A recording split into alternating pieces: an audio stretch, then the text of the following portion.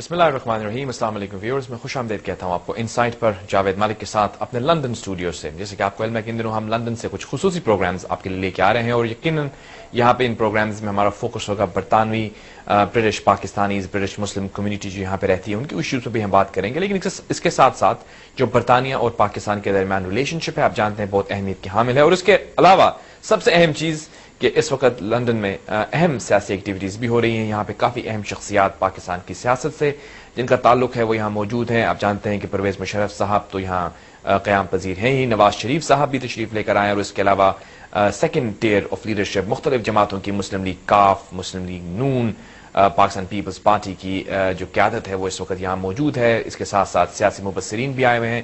ایک سبجیکٹ جو کہ کافی ہائی لائٹ ہوا یقیناً اس وجہ سے کہ سپریم کورٹ نے جو نوٹس دیا سابق جنرل پرویز مشرف صاحب کو کہ اپنی ایکشنز جو ہیں 3 نومبر آنورڈز ان کو وہ ایکسپلین کریں، اس حوالے سے کافی سرگرمیاں یہاں پہ آ رہی ہیں، اور یہیں سے منسلک رپورٹس جو ہیں وہ آپ کے سامنے دیکھ رہے ہیں. تو ہم نے سوچا کہ ہم ایک پروگرام یہاں پہ کریں جس میں یہاں پہ موجود کچھ شخصیات سے بات کریں. میرے ساتھ اسٹوڈیو میں آج ہیں خالد محمود جو کہ ممبر آف پارلیمنٹ ہیں برطانیہ کے، یہ پی پی ایس بھی رہے ہیں پہلے اس گورنمنٹ کے، لیبر پارٹی سے ان کا تعلق ہے، برمنگھم سے ممبر آف پارلیمنٹ ہیں اور یہاں ایک جانے پہچانی شخصیت ہیں. ان کے ساتھ ہیں کیپٹن صفدر صاحب جو کہ ممبر آف پارلیمنٹ ہیں مسلم لیگ نون سے. تو ایک ممبر آف پارلیمنٹ برطانوی اور ایک ممبر آف پارلیمنٹ پاکستان سے ہمارے ساتھ اس وقت تشریح گفتگو ہیں. میں نے خالد محمود صاحب کو بحیثیت ممبر آف پارلیمنٹ بھی بلایا، لیکن ابھی ریسنٹلی انہوں نے ایک فنکشن کیا ہاؤس آف کامنز میں جو کہ یہاں کی پارلیمان ہے، جہاں پہ انہوں نے مدعو کیا پرویز مشرف صاحب کو. انہوں نے وہاں پہ خطاب کیا، لوگوں سے انٹریکٹ کیا. ہم ان سے پوچھیں گے کس طرح انہوں نے یہ مناسب سمجھا کہ ایک democratically elected member of parliament نے انوائٹ کیا برٹش پارلیمنٹ میں ایک ایسے شخص کو جو کہ خود ایک ڈکٹیٹر رہا ہے. تو I'll start the discussion with you خالد صاحب. برٹن کی ایک ٹریڈیشن رہی ہے کہ یہاں پہ جمہوریت جو ہے وہ ایک one of the foundation stones ہے اس سوسائٹی کی، اور پارلیمان کو کہا جاتا ہے کہ it is the mother of parliaments, اور آپ خود ایک جمہوری الیکٹڈ ممبر آف پارلیمنٹ. آپ نے کیوں یہ ضروری سمجھا کہ آپ ایک ایسے شخص کو انوائٹ کریں جو کہ کسی بھی طرح سے جمہوری نہیں ہے؟ وہ آپ کی ایشو ہے اور that's an issue for Pakistan to deal with. As far as ان کی انویٹیشن تھی، وہ he has a contribution to make as the former president of Pakistan in relation to terrorism and dealing with the issues of terrorism. میں نے جو اس کو invite کیا تھا وہ as a chairman of the all party parliamentary group on tackling terrorism. اس میں عمران خان بھی آئے تھے اور کافی مڈل ایسٹ کے لیڈرز آئے ہیں وہاں. They not elected, they are different people, they have a contribution to make on this particular issue. آپ کیا سمجھتے ہیں کیا contribution ہے؟ He has a contribution because he was head of state. Before that, he was the commander-in-chief of the armed forces. So therefore, this person has a significant contribution to make. Those people جو لوگ آئے تھے وہاں سننے کے لیے، جو House of Commons میں تھے، جو House of Lords کے تھے، they wanted to listen to that, and most of them appreciated what he had to say in relation to that. So this wasn't in any way judging what he was or is. He was somebody who was a former head of state, irrespective of the way that you see that now. That was the decision that was taken by the country at the time, and therefore he was there to give evidence. He gave a very good presentation and then took questions on that, and that was the whole purpose of that.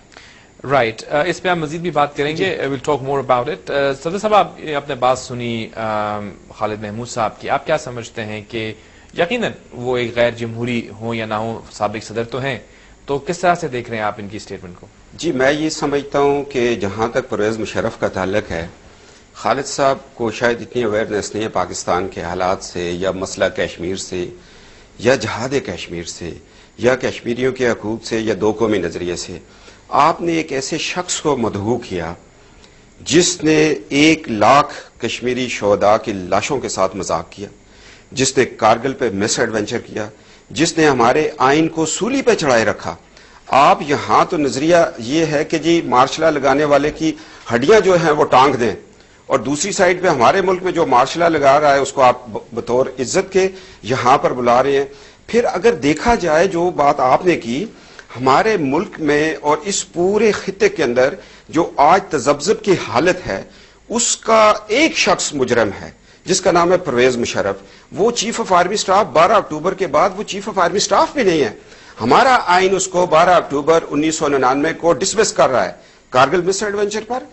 ایک منتخب حکومت جمہوریت کے خلاف سازش کرنے کی پاداش میں یہ تو پھر اس نے بندوق کی نوک پہ سارا کچھ ٹیک اوور کر لیا, وہ پریزیڈنٹ بھی بن گیا, وہ چیف آف آرمی اسٹاف بھی رہا, اس نے ایک ریفرینڈم بھی کروایا, اس نے کشمیر پہ یو ٹرن بھی لیا, اس نے اکبر بگٹی کو بھی شہید کیا, جامعہ حفظہ بھی لے آیا, اور اس نے ایک ہمارا بارڈر اگر آپ دیکھیں افغانستان کے ساتھ محفوظ بارڈر کو غیر محفوظ کر دیا. یہ تمام چیزیں جو ہیں obviously یہ ریلیٹ کرتی ہیں پاکستانی پالیٹکس سے, تو آپ کس طرح رسپونڈ کریں گے ان تمام میں یہاں یہ کہتا ہوں کہ انہوں نے اس نظریے کی نفی کی جس نظریے نے کرامول کی ہڈیاں ٹانگی تھی. اپنا قومی مجرم انہوں نے تو اس کی ہڈیاں نکال کے ٹانگ دی, ہمارے قومی مجرم کو یہاں مہمان خصوصی بنایا, اور یہاں ہمارے قومی مجرم کو آپ نے ذرا تھوڑا اردو میں چلے کہ پاکستان سارا کوشش کرتا ہوں. جی مرزا صفدر صاحب جو ہے ذرا زیادہ ایموشنل اس بات پہ ہو رہے ہیں, اور جو ایکچوئل فیکٹس ہیں یہ فیکٹس ابھی سے نہیں شروع ہوئے. اگر پچھلے 10 سال سے دیکھیں تو پاکستان کی ہسٹری کیا ہے اور پاکستان کیا ہے, اس میں میرا کوئی انوالومنٹ نہیں ہے.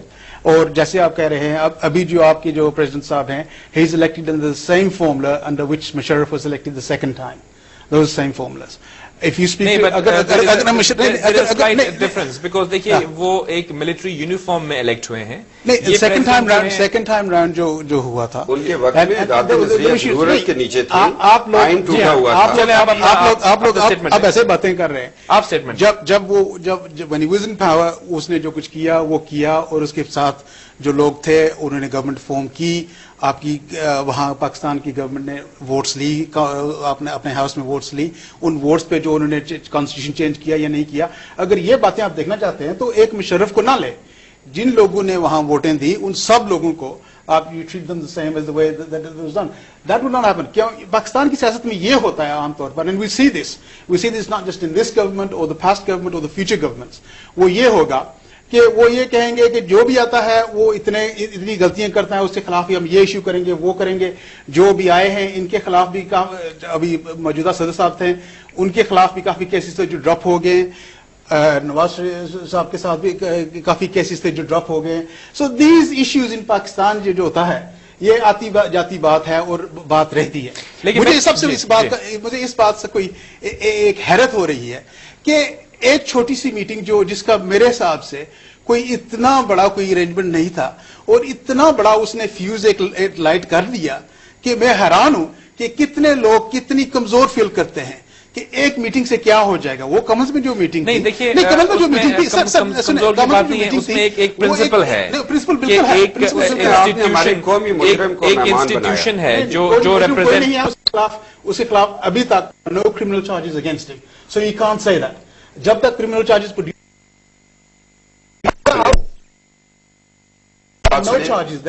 کسی ملٹری بندے کو یہ حق حاصل نہیں ہے کہ وہ آئین پاکستان کو توڑے. نہیں آپ جسٹیفائی کریں کون سے چارجز ان کے خلاف ہیں. میں ڈے ون سے شروع کرتا ہوں. 12 اکتوبر Let us take the discussion forward. Let's not enter into a heated. It's very simple. ان کے خلاف چارجز ہیں یا نہیں ہیں, یہ آف کورس آپ کا پوائنٹ بالکل صحیح ہے. Nothing has been brought at the moment. Allegations ہیں پاکستان آ جائیں پروو ہونی. میں چاہ رہا ہوں آپ سے کہ آپ مجھے بتائیں پرنسپل جو ہے جمہوریت کا, آپ جس انسٹیٹیوٹ کے ممبر ہیں, جس انسٹیٹیوشن کو آپ ریپرزینٹ کرتے ہیں, وہ انسٹیٹیوشن ایک مظہر ہے جمہوری اقدار کا. وہاں پہ جب آپ غیر جمہوری